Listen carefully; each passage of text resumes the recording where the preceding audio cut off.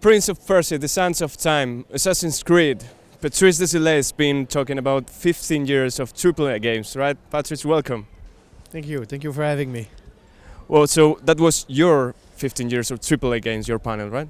Yes, it's been 15 years that I'm in this industry, and that was my experience that I shared with the people. I spent since '97 mostly doing the same game, which is a game about a guy running around with a sword, and but with big, production assets and value. And I did most of them at Ubisoft Montreal, where I'm based, and that's what my panel was all about. What I learned, what are my tricks of the trade, and what I foresee for the future. But you told me the other day that you didn't have a method. There is no Désilets method, but you share some clear rules. For example, one of the rules or one of the advices was that you were using the time as a backbone, right? Yeah, I realized that. What I mean, like, I didn't have any method, is that I learned while doing those games, and it's not like I studied and I had like a reflection beforehand. So I said, okay, and time, because time is something you play with, no matter what, in a video game, because there's the second-to-second moment. It's all about the control, and then there's the minute-to-minute, which is more like the mission, and then there's the hour-to-hour, it's like the completion of a game. But me also, that I like to play with time as a narrative device, but it was not a conscious thing at first. Now it is. Okay. That's why, when you get older, you get it, right? But so the first game that I did, Hype, the Time Quest, there was 4 time period, and I stole in a bit from Chrono Trigger this idea of like, let's go into a different time period and play, and then the second one had no time at all. Donald Duck, time is not, and then I went back at it with Sense of Time because of a mechanic, because of this rewind mechanic. And then on Assassin's Creed, it's still a guy in a machine playing the life of his ancestor. And so yeah, I realized when I did my talk, but also in the last couple of years, that no, time is something I like to play with in the structure, and it fits well with a video game. Another of those rules, we can say, it's don't go crazy about technology that you applied in the early days of the PS2, and maybe it's a rule we can really apply nowadays, now the new hardware is coming. Yeah, I just like, sometimes in my career on the production that I was on the project I was on, sometimes we did a bit too much technology for technology's sake, and we kind of like forgot that it's all about the game at the end, and it's not it's not only a software. It's like there's other things. And sometimes we went too far, and that was it. But it is always trying to push the technology. It's both at the same time. The rewind feature of Sense of Time is a really amazing technology feature. You have to use the RAM, and you have to record what the gamer is doing, and then you can then rewind and come back to where it was before. So it's still technology, but sometimes there's a danger to fall in love with technology just for technology's sake. So in Assassin 1, for example, we were trying to make a crowd, and we went a bit too crazy with AI being in charge of everything. And after a while, I said, okay, it's cool, but it's not fun. As a player, I have a hard time knowing what's the danger, who's for me, against me. So we went back and said, okay, there will be some NPCs there where it's a really strict behavior, and it's not AI and super intelligent AI that will drive it. So it will be something more as a gameplay ingredient. And so we backtracked a little bit with technology. Now that you mentioned Assassin's Creed, the main goal was like redefining the action adventure with that game, and now years have passed. Obviously, Assassin's Creed redefined it for this generation. And now, how would you redefine it again, or how do you evolve it nowadays? get into the detail on how I want to evolve the next action adventure genre next time, because of everything that is going on. But what I said to my team, and I strongly believe it, this generation changed a lot of things. For a game designer, in this generation, there's a lot of our fantasy that we've been able to do. Example, a crowd. In Sands of Time, I wanted a crowd in the palace. Couldn't do it. We could only have 6 characters on screen, and one of them was the prince, so it left 5 for the rest, and I wanted fight, so okay, no crowd. In AC, yes, now there's crowd, 120 NPCs. That gives the illusion of a crowd, and you play with it. Now in this generation, let's say I can have 1,000 NPCs, but as a designer, it's the same crowd. So I have it already. So I feel, and that's what I said also in the talk, that now that we know how to recreate a game world that is really, really looking like a real world, mostly, now it's about subjects. Now we need to find other type of subject and discuss about something else than what we did this generation.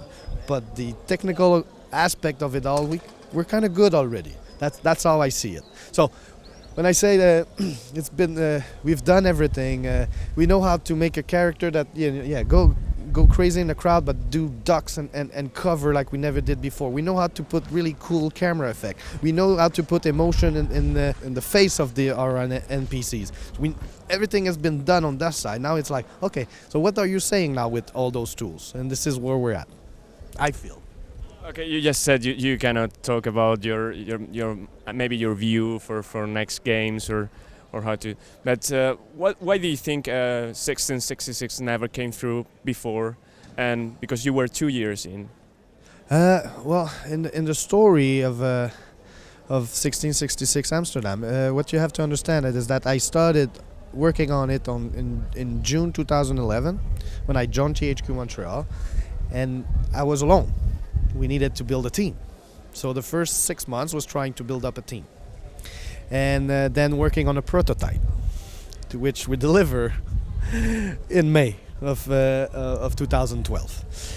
But then THQ was struggling, and it was really tough to assemble the team that we needed, for multiple reasons.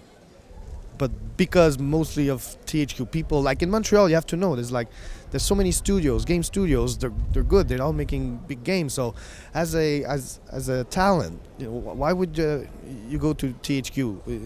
Really, when I can go and I'm sure that I will have a job for the next 5 years. And most of the people were right, and some came, and I love them for that, by the way.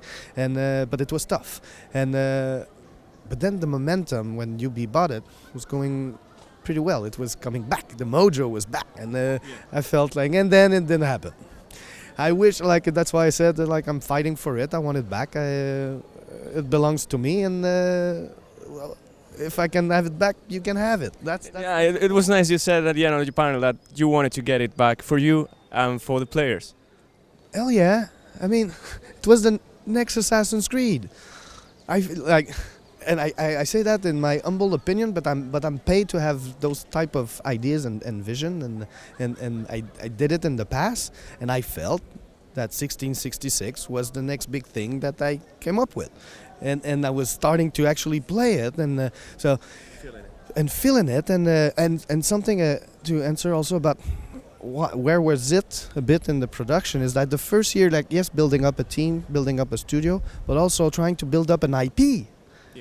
What is Assassin's Creed now? It seems so easy, right? Also, yeah, but it was Prince of Persia. It was Prince of Persia at first, but also, but you have to know what is the universe, and that takes takes time.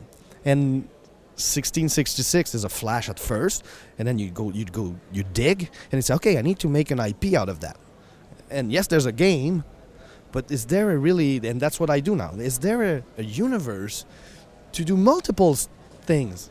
Multiple games. Can I do a comic book with it? Will it be able to have a TV show with it? So that was the first year. What the hell are we selling? What is the universe that you're selling? So we mostly build a team, and build the IP, and I called that moment the sell part.